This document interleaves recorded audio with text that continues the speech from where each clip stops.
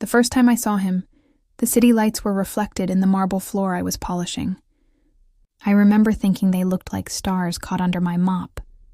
Beautiful, unreachable, and meant for someone else. It was nearly midnight, the hum of computers fading into silence when the elevator chimed behind me. No one ever came to the top floor after hours. That was why I took the night shift, to be unseen. I straightened, clutching the mop handle like a weapon, and turned. He stepped out of the elevator in a dark suit, tie loosened, the glow from the corridor casting his face in sharp relief. I'd seen his photo before, on magazine covers, on billboards, on the giant digital screen outside the building itself. Julian Vale, founder and CEO of Vale Media Group.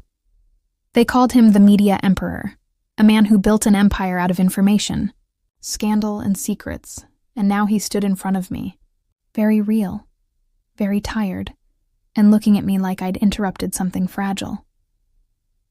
"I didn't know anyone was still here," he said. Voice low but carrying authority. I clean the offices. Night shift." My voice came out smaller than I wanted it to. He studied me, head tilted slightly. "You shouldn't be on this floor alone." "I'm fine." I tried to sound braver than I felt. "This floor is empty most nights." He nodded but didn't leave. Instead, he crossed the room, loosening his cuffs, eyes scanning the vast office with its glass walls overlooking Manhattan. "Sometimes," he murmured half to himself. "Emptiness is the only honest thing left." I didn't know what he meant, and I didn't ask. I went back to cleaning, pretending not to watch him pour himself a drink from the crystal decanter near his desk. He leaned against the edge, looking at the skyline like a man staring at something lost.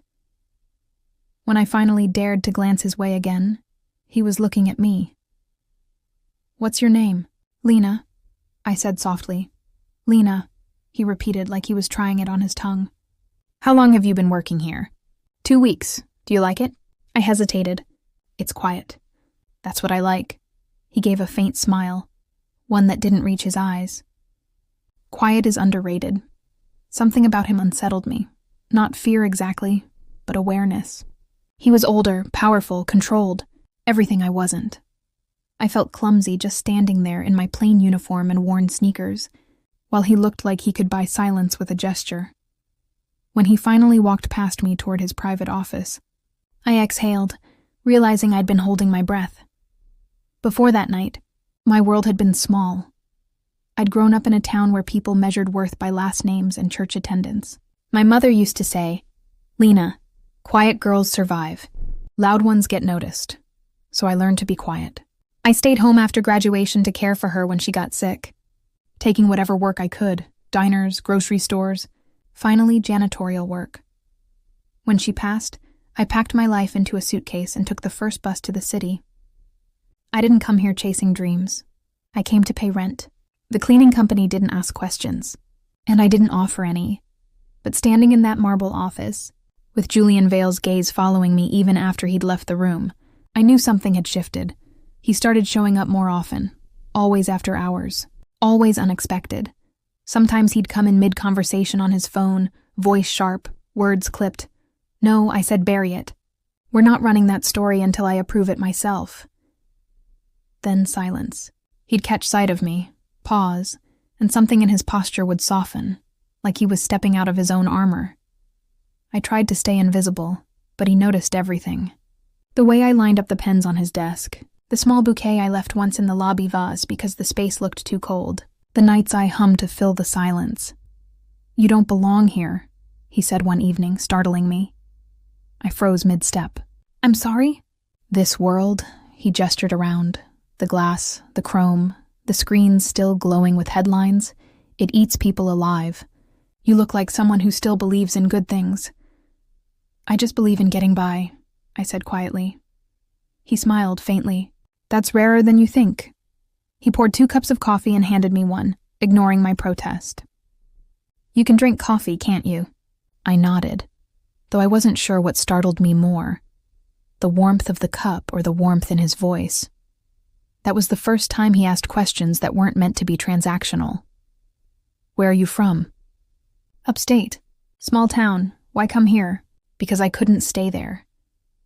He didn't push further, and I was grateful. His silence felt safe. I learned small things about him, too. That he'd built his empire from nothing. That he trusted no one. That he hadn't given an interview in 3 years. The tabloids called him ruthless, a control freak, a man who played with information like chess pieces. But I saw something else. The exhaustion in his shoulders. The way his hands sometimes trembled when he thought no one was watching. Then came the night I almost lost the job. It was nearly 1 a.m., and I'd been cleaning the glass meeting rooms when I heard raised voices from his office. 2 men were arguing, one of them Julian, the other someone I didn't recognize. "You leak this," Julian said, voice like ice, "and I'll make sure you never work again."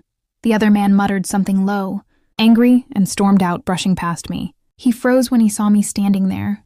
"You didn't hear anything," he snapped. I didn't." Julian appeared behind him, his expression unreadable. "Lena, isn't it?" I nodded, heart pounding. He dismissed the man with a single glance, then looked at me for a long, heavy moment. "Come in." I followed him into his office. The door clicked shut behind me, sealing us in with the faint hum of the city beyond the glass. "I assume you heard more than you should have." "I didn't mean to." "I know." He poured himself a drink, then looked over at me. "But the problem with truth, Lena, is that once you see it, you can't unsee it." My throat tightened. "Do you want me to quit?" His eyes narrowed slightly, then softened. "No, I want you to stay, but I want your silence." There was no threat in his tone, only something deeper. A plea wrapped in power. He walked closer, close enough that I could smell his cologne. Something clean, restrained, expensive. "I'll double your pay," he said quietly. "You'll keep doing your job. You'll pretend you never heard anything. And in return," he paused, searching my face, "you'll tell me if you ever feel unsafe here. I don't tolerate fear under my roof." My heart was a storm. "Why me?" "Because," he said, voice low, "you look like the last honest person I've met." The silence between us stretched. For a moment I couldn't breathe, then I nodded. "I'll stay." He looked at me for a long time, as though sealing a pact neither of us fully understood. "Good," he murmured. Then it settled. When I left that night, the city below felt different, like it was watching me now, waiting for what came next. And deep down, so was he. Julian Vale didn't just exist in headlines anymore.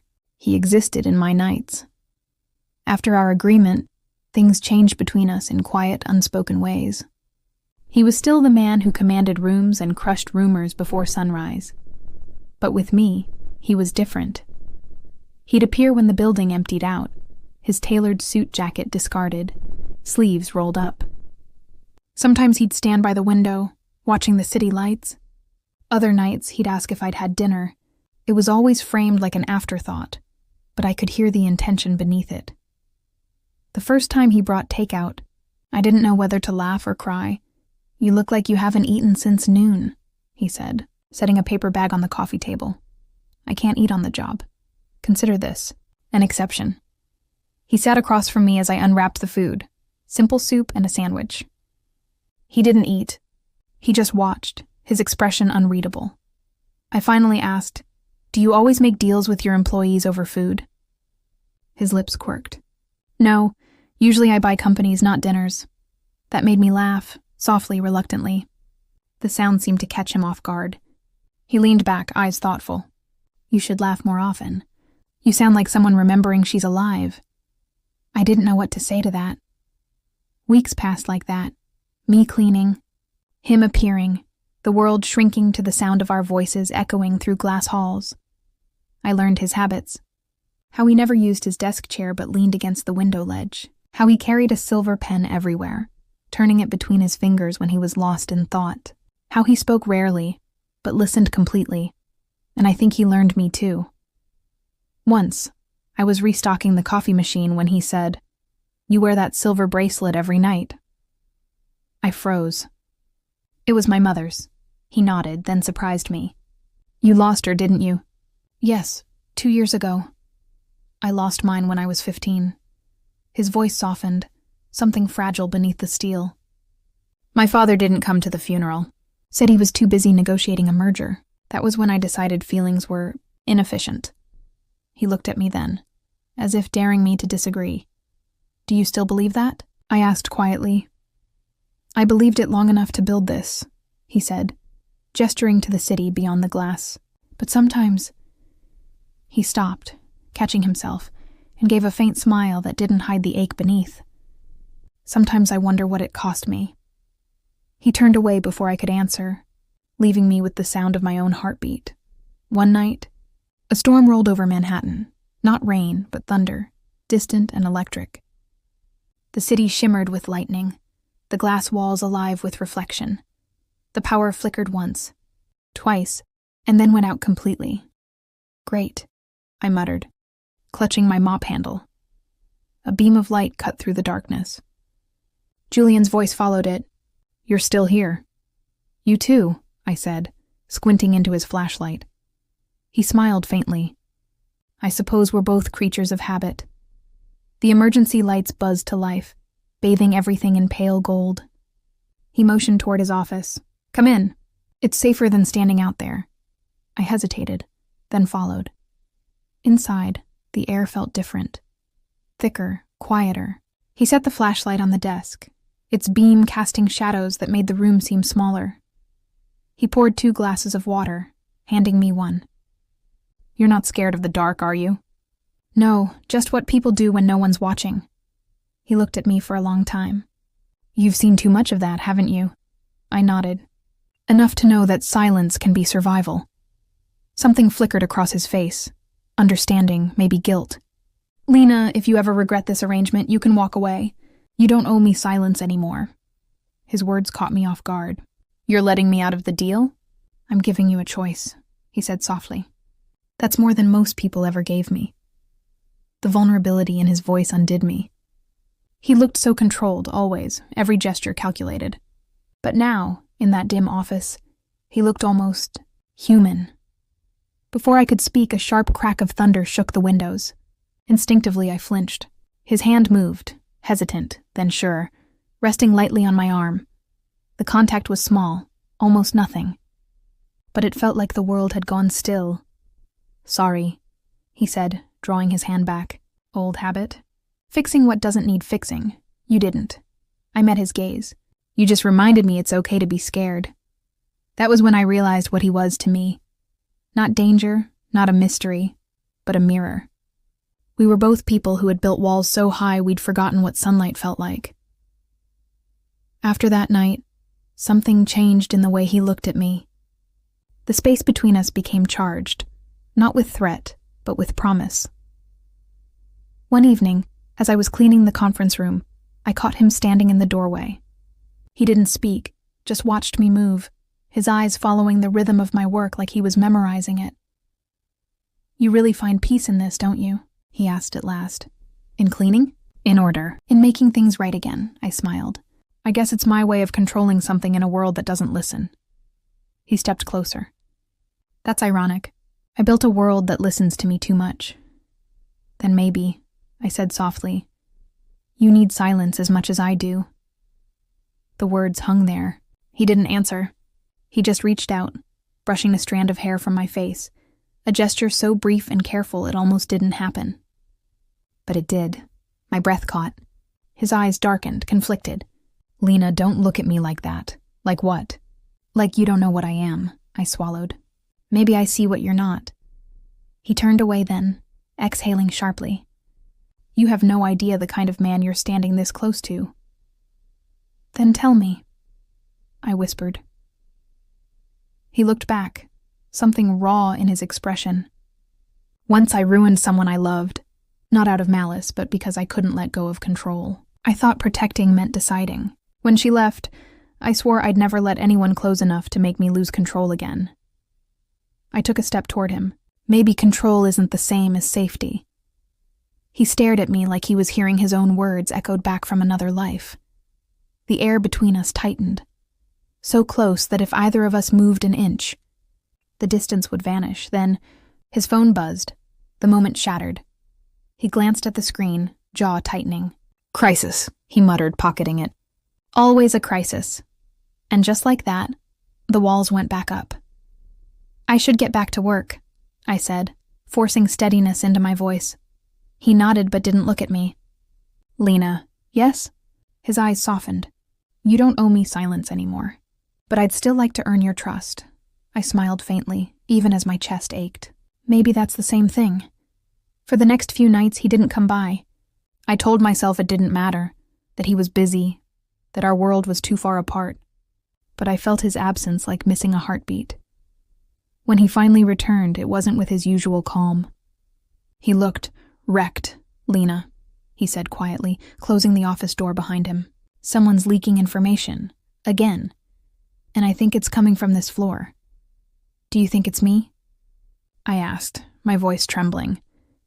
He met my eyes, pain flickering through his. "No. But if others do, it won't matter what I believe. What do you want me to do? Stay away for a few days. Let things settle. I'll handle it." The thought of not seeing him, of being pushed back into invisibility, hurt more than I wanted to admit. "Is that an order?" He hesitated. "It's a request." I wanted to ask why his voice broke on that word. But I didn't. I just nodded and turned to leave. "Lena," he called after me. I paused in the doorway. "If I could start over," he said softly, "I'd have met you before all of this, before power made me forget how to be decent." I didn't look back. "Then maybe this is your chance to remember." And I left, my heart aching with something that felt dangerously like love. The building felt empty without him. For 3 nights, I went about my work like a ghost, silent, unseen, waiting for footsteps that never came. The air on the top floor held his absence like a scent. Faint cologne, coffee, and something electric. I told myself it didn't matter, that I had only been his employee, his confidant at best. But my chest said otherwise. On the 4th night, I arrived to find the floor swarming with people. Security guards, executives in suits, hushed conversations. Something had happened. Someone hacked the network. One of the assistants whispered when I passed. "It's bad, real bad. They're saying confidential files are missing, Vale's private ones." My stomach dropped. Julian's secrets were his currency. If someone had stolen them, they wouldn't just destroy his company. They'd destroy him. When the crowd cleared, I slipped into his office. The door was ajar, his desk a chaos of papers and screens. He stood by the window, coat discarded, tie hanging loose, the skyline behind him cold and bright. "Julian." He turned sharply. The look in his eyes made me catch my breath. He looked nothing like the man I'd known. No calm authority, no charm. Just exhaustion, sharp-edged and raw. "You shouldn't be here," he said, voice rough. I heard what happened. He gave a bitter laugh. "Of course you did. The city feeds on my failures." "Then let me help." "You can't." He raked a hand through his hair, pacing. "The files were stolen from a drive I kept locked in this office, the same night you were last here." The implication hit before the words did. I went still. "You think I don't know what to think," he cut in, then stopped, his voice breaking slightly. "I don't want to believe it. But the timing—" "Julian," I said, forcing my voice steady. "I didn't take anything. I wouldn't." He looked at me for a long, agonizing moment, every muscle in his face taut with conflict. Then he turned away. "I want to believe you," he whispered. "But believing has cost me before. That hurt more than accusation." I swallowed hard. "Then I'll prove it." "How?" "Because I know who did." He looked up sharply. "I saw him that night," I said. "The man you argued with before. He brushed past me when he left. He said something about not staying quiet forever." Julian's eyes darkened. "Cole? Who's Cole?" "My former partner. He wanted to expose a story I buried. He must have come back for the files." I nodded. "Then let's find him." He hesitated. "You'd help me after I—" "Yes," I said simply. Because I meant it when I said I don't walk away from people who are broken. Especially when they're still trying to do the right thing. Something in him cracked then, like he didn't know whether to believe me or collapse from the weight of it. It was after midnight when we found Cole, Julian tracked his car to a parking garage downtown, a shadowed place that smelled of oil and rain-soaked concrete. I waited in the car while Julian went in, phone pressed to his ear. I told myself I wasn't scared, but when voices rose, I flinched, then shouting. A scuffle. Without thinking, I ran inside. Julian had Cole pinned against a wall, fury in every line of his body. "You think leaking my files will make you noble?" he snarled. Cole spat back. "You buried the truth, Vale. You bought silence." "I'm just selling it back." I stepped forward, heart pounding. "Julian, stop!" He froze, breathing hard. His eyes flicked to me, wild, desperate. For a moment, he looked like he didn't know who he was anymore. "Don't," I said softly. "You'll lose more than your files tonight. You'll lose yourself." He let go. Cole stumbled away, cursing, and fled into the darkness. Julian stood there, chest heaving, hands shaking. When I reached for him, he didn't move. He just looked at me like I was something he couldn't explain. "Why did you come?" he asked hoarsely. "Because you needed someone who wouldn't run." His shoulders sagged, all the fight draining out of him. He looked suddenly older, stripped of every illusion of power. "I've spent 20 years building walls," he whispered. "You walked in and made me forget why I built them." I took his hand, slowly, carefully. Maybe that's the point. The next morning, the breach was contained. Cole was caught trying to sell the files. Julian's name was cleared, but the story hit every outlet anyway. Rumors about corruption, about him losing control. He didn't come to the office that night, or the one after. When he finally did, he looked different. Not broken, just quieter. "Everything's been handled," he said, sitting at his desk. "I told them you had nothing to do with it. You're cleared." I wasn't worried about that. "Then what are you worried about?" I met his eyes. "You," he exhaled. "You shouldn't be." "I am." I stepped closer. "You think power is what defines you. But it's not. It's what you do when you've lost it that shows who you are." He laughed under his breath. "And what do you think I am, Lena?" "Human," I said softly. "Flawed. Good. Worth saving." He looked away, jaw tightening, then whispered, "You talk like you know me." I do. The silence between us stretched again, fragile but full. Finally he said, "You should leave this job, before this world eats you alive too." I shook my head. "I'm not leaving." He looked up sharply. "Why?" "Because I don't run from what I want." That stopped him cold. His eyes searched mine, full of fear and longing. "Lena, you don't understand what you're choosing." "Yes, I do," I whispered. "I'm choosing trust." He stood then, slowly, as if pulled by something inevitable. The air thickened between us. For the first time, there was no barrier, no distance left to hide behind. His hand came up, hovering just shy of my cheek. "You should be careful what you trust." "Then show me I'm not wrong." That broke whatever was left of his restraint. He cupped my face, his thumb trembling against my skin. I could feel the weight of everything we'd both been holding back. The fear, the ache, the need to be seen. He didn't kiss me right away. He just looked at me, eyes dark with something raw and reverent. "Tell me to stop," he whispered. "I can't," I breathed, "because I don't want you to."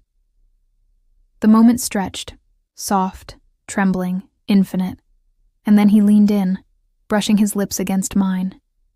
It wasn't a hungry kiss. It was a surrender, slow, careful, like he was afraid I might vanish if he pressed too hard. When he pulled back, his forehead rested against mine. "You don't know what you're doing to me," he said, voice breaking. "I think I do," I whispered, "because I feel it too." The next thing I remember is his hand finding mine, his breath warm against my hair, his voice low as he said, "Then stay. Just stay." And I did. We never spoke of it the next day. We didn't have to. There was a quiet understanding between us, a peace that didn't need words. He still worked late, still commanded rooms, but when the others left, he'd seek me out. Sometimes we'd talk about nothing, sometimes everything. I told him about my mother's songs, how she'd taught me to see beauty in small things. He told me about the boy he'd once been, and how he'd buried him under ambition. It wasn't perfect. There were nights he pulled away, lost in guilt or fear, but he always found his way back. One evening, weeks later, I found him on the rooftop terrace, the city glowing below. He looked up when he heard my footsteps. "Do you ever think about the first night we met?" I asked. He smiled faintly. "You mean when I tried to buy your silence?" I laughed. "Yes." He reached for my hand, his fingers warm around mine. "It's ironic, isn't it? I thought I was buying silence, but you gave me peace instead." I looked up at him, my heart full. "You gave me something too. What's that?" "Choice." He nodded slowly, then pressed his lips to my forehead. "Then maybe we're both free now." The city hummed around us, bright, alive, endless. But for the first time, I wasn't looking at the skyline. I was looking at him. And I knew that somewhere between silence and surrender, we'd both found home. I had come to the city searching for a way to survive, but with him, I'd learned how to live. If this story stirred something in your heart, don't forget to subscribe, like, and comment your favorite line below. Every story here is written for the ones who believe love can heal even the most guarded hearts. Your support helps me bring more slow-burn, emotional romances to life, one whispered confession at a time. And tell me in the comments, what moment between Lena and Julian broke you the most? And which one made you believe again? Share this story with someone who still believes that silence can hide the loudest kind of love.